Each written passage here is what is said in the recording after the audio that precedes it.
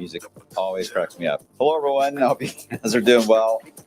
I'm wave meteorologist on this Monday morning, beginning a new week. But as Renee pointed out in the comments there, that we're ending a month today as we kick off. Probably, I'm beginning to think that October is probably the number one month of the year. I could be wrong, but that's just based on observation from you guys over the years of asking you all that question.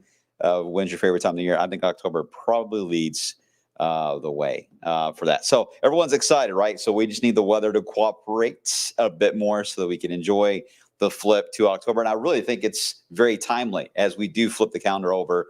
The weather actually will start to match back up. So some good days are coming our way. As always, you guys can comment on our social media pages when it comes to Facebook, Twitter, YouTube, Twitch, we're everywhere. So you can comment there. Otherwise, just say hello on, or you can go to social media pages, but you can also watch on the streaming as well.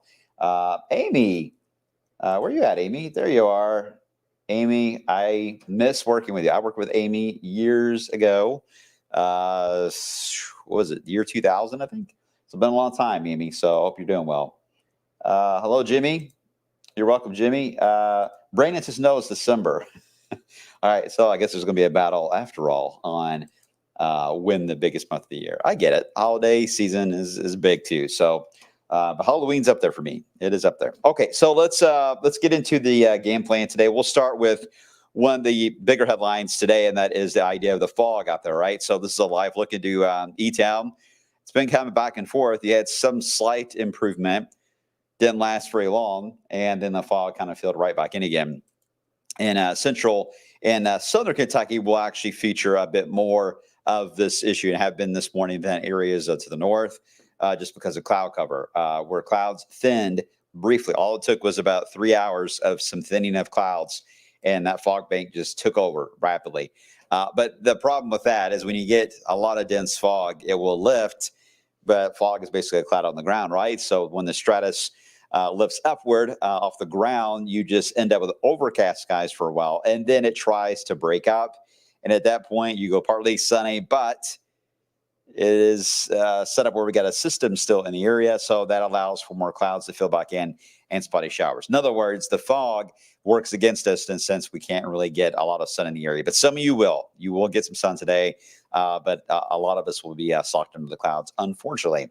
And so be careful out there, especially in central Kentucky for the next couple of hours, as the visibility will remain a bit restricted. Here's a little view from space.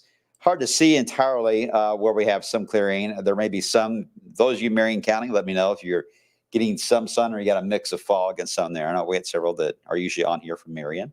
Otherwise, a lot of cloud cover in the area, but again, we'll get some breaks.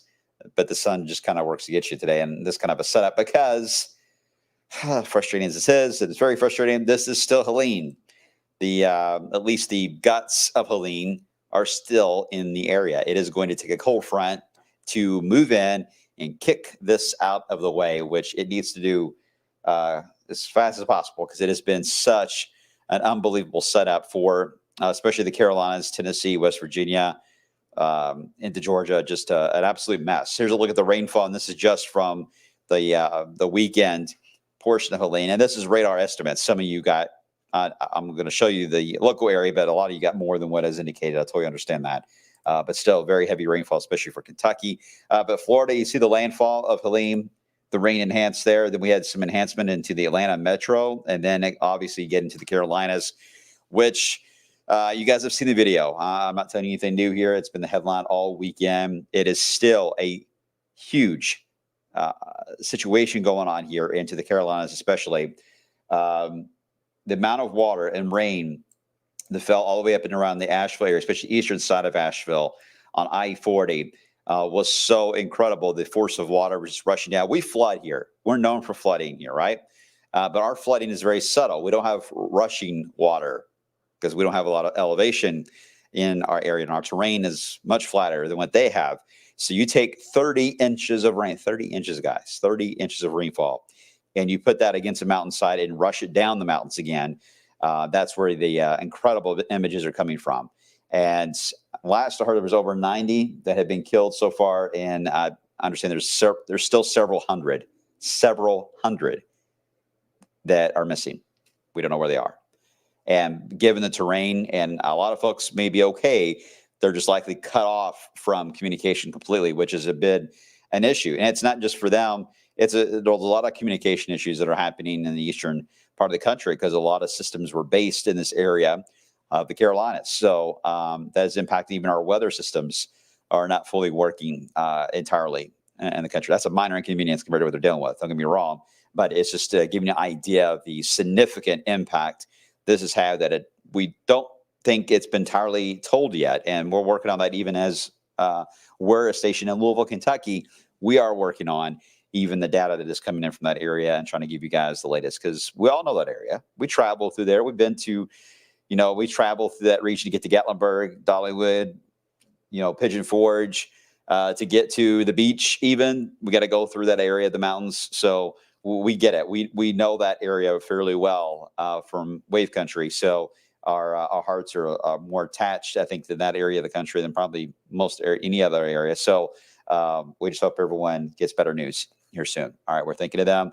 And again, we'll keep updating the news side because I got a feeling they're not to the point yet of getting to donations or support in that sense yet. They're still in a rescue setup. So they're asking, do not start donations yet until they get the rescue operation done. Then you're going to hear a lot more about raising money. And I'm sure there'll be telethons, that kind of setup to try to get money for those folks and help them out. But we'll keep you updated on that. Here's our rainfall estimate. It's showing 4 inches, and orange is the higher number, but we all know that we got, 4, 5 inches, even close to 6 inches of rain that fell. Majority of it, though, was over Kentucky. Indiana, you just had lighter amounts. And that's what I want you to get from the map, not so much the totals, because it did vary a bit based on some of those bands that kind of moved down on Friday, especially. So, but in general, I think 4 to 6 has been the general common theme out of the rain setup that we've had. And we didn't have a whole lot of flooding. So that tells us the ground was able to soak up quite a bit. It was just spaced out enough. The ground was able to handle it. I'm hoping that it's eliminated the drought situation altogether. You would think it would. In some cases, though, it may not have been enough. We will know on Thursday. That update will come out then. All right, today, what's the game plan? Well, again, the leftovers of Helene still here spinning over East Kentucky. So it's backwards weather today. Once again, everything's moving in from the east and northeast. I don't think we'll get much in the way of any lightning out of this, but some spotty showers will continue to flow in from the, if you're looking towards, say, Cincinnati, everything's moving from the northeast today, from 71, basically. That'll be the direction. And most of this will be afternoon activity once we get into the evening hours. A lot of that will fade. Any clearing tonight, same ordeal. Any thinning of the clouds, and you're going to get another round of widespread fog for tonight and early tomorrow. So we'll kind of just stay in the same exact setup again for another 24 hours.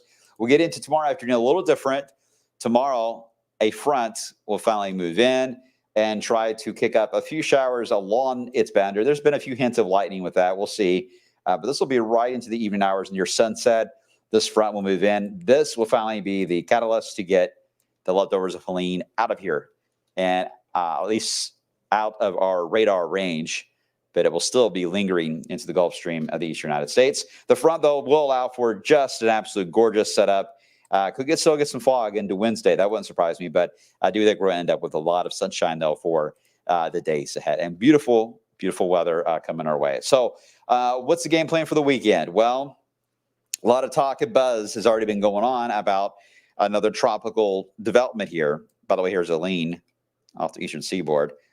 Even on Friday, it's still the guts of it still there. Okay, so this next tropical wave, everyone's talking about it, but here's the thing. We do have a fairly strong front that is going to be moving in from the United States, the northern part of the country. So remember that tropical systems, the anomaly with it blending with our low pressure last week was very rare. You don't see that often, but in general, tropical systems do not like fronts, especially fronts that move fast. And this one that's going to be diving in this weekend is going to be the key on what will happen to the tropics. So I don't want to say the track is locked in because it's not, but so far the speed has been lining up to keep whatever forms in the Gulf heading more east than north. Not good for Florida, but it doesn't look like it's going to have rapid development either. So because the water still is what we call upwelled from Helene. So it's not as warm as what Helene had. There's not as much fuel. So a repeat of that is unlikely, but still very rainy, stormy setup for Florida for sure. But we'll keep an eye on that because even the heavy rain idea, they don't need that at all in the Carolinas. All right. They've got a lot of issues they're trying to solve here. So let's hope that it stays more east. We'll keep you updated on that. For us, it's going to warm up. I think 80-degree temperatures are possible by the end of the week. No 90s. The 90s are done. FYI, they are done for the year. I'll go ahead and make that stance. Okay, so we get into this weekend. Beautiful weather, but this speed of the front or the sprunt will have to be factored in as the next few days evolve. But in general, we're thinking Sunday may be the day that it moves in. Sunday night, Monday, somewhere in that time period. We just don't know how much rain it'll have with it. Probably not much, just give an idea that it's a northern feature diving in from the north, almost like a clipper, if you will. And all the tropics are still and all that moisture there. So there's not much for this one to have for the weekend. So while we have a rain chance in for the latter half of the weekend, I wouldn't panic on that just yet, because even if we did get some rain out of the front, it would be very brief. Just a few hours we'd have to worry about that, and that's it. Not a washout scenario or anything like that. In fact, you see it there in the Euro, that front carved in. But boy, it's got some chilly air with it. The Euro is certainly the coolest of most of the models I've looked at so far. The others not as cool, but there's a chance that highs may get stuck in the 60s, and that's with sunshine. It may get stuck in the 60s for the following week. Still don't have a frost date yet that I'm picking out, but the second week, mid-October, still stands out as another drop in temperature. We'll see what happens, but it's still showing up there. How much that gets to our area, I don't know yet, but the signal is still there for the middle of the month for a fairly dynamic temperature change. All right, let's get right into the 10-day, and then I'll get to some of your questions here real fast. We'll start with the numbers again today, topping out roughly in the 70s because the clouds, not going to warm a whole lot today. Slightly better tomorrow, not a whole lot of improvement. But then the front moves in, so we reset, temperatures drop back down, then we build back up again. Thursday and Friday back in the lower 80s. There is a weak front Friday that will be in the region. That's the reason why there's a slight drop there in temperature, but it looks minor. The front Sunday to Monday has more of a kick to it, but again, not a whole lot in the way of rain. All right. So, okay, good question, Katie. Supposed to be leaving for Panama City this weekend. Should we cancel a trip? No, I would not cancel your trip yet because, again, it could take a very sharp east turn and aim more toward, say, Tampa and Orlando and point south and may just skirt across the panhandle on the rain side. But right now, there is no indicator of a powerful hurricane hitting the panhandle of Florida. So I wouldn't cancel yet. All right. I would just be aware there could be some rain on the northern side of that briefly. Let's see. Everyone's going on vacation. Why is everyone leaving me? All right. Justin, Cancun, Wednesday through Sunday. Well, that's the thing. You are going to be in a very rainy, stormy zone there, Justin. It's not going to be the best window.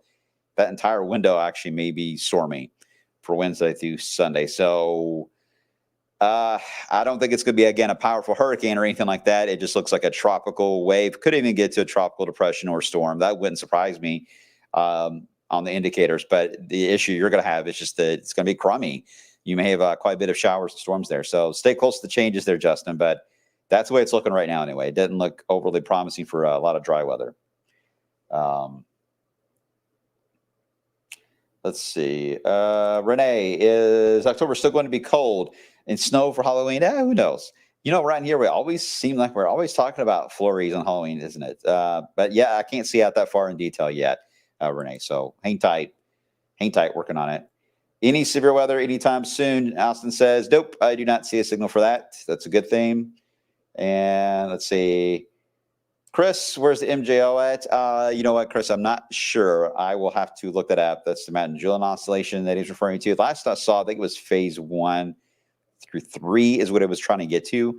But let me, I'll look at that, Chris, a bit more after the block here. I don't want to bog every down right now, but it's a good question. Good question. That is the time of the year we got to pay attention to that, especially for the tropics too. Aaron got 2 to 3 inches there in French Lick. Appreciate that.